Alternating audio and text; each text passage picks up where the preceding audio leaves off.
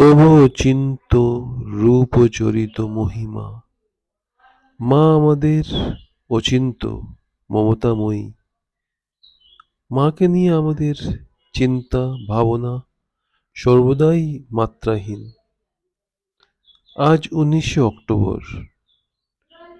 বেশ তো কিছুদিন হলো বিসর্জনের, কিন্তু মার উপস্থিতির আমেজ তো যেন এখনো আমাদের মনকে আঁকড়ে ধরে আছে।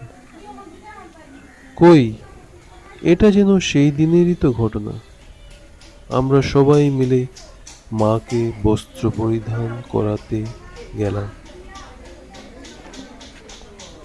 বাহ, এই দুর্গা মা কি সুন্দর লাগছে। পুরো স্টুডিওতে যেন শিল্পীকারদের সৃষ্টির আলোয় আলোকিত। কতই যেন মা আমাদের মনে মনে আশীর্বাদ করছে। ব্যাঙ্গালোরের এই তরুণ পাল স্টুডিওর সায়ন পাল বললেন, আমার নাম সায়ন পাল। এইখানে ব্যাঙ্গালোরে আমার দাদু প্রথম এই দুর্গা ঠাকুর বানানো শুরু করেন আজ থেকে প্রায় 55 বছর আগে।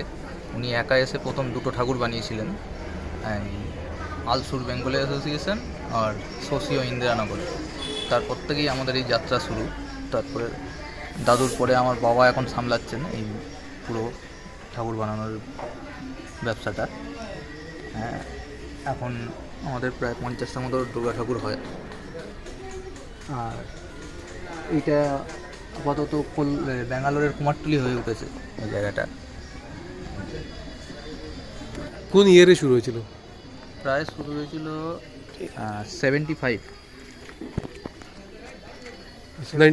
1975 থেকে শুরু। হ্যাঁ, 1975 থেকে শুরু হয়েছে।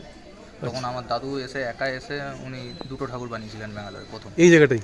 এইখানে নয়, ওই তখন যাদের জায়গায় দাদুর নাম কি? সুধীর পাল। আচ্ছা। উনি এসে প্রথম বানিয়েছিলেন, তখন যাদের জায়গায় পুজো হতো তাদের যে সেখানে গিয়ে বানানো হতো। তারপর আস্তে আস্তে বাড়তে বাড়তে এখন এখানে বানানো হয়।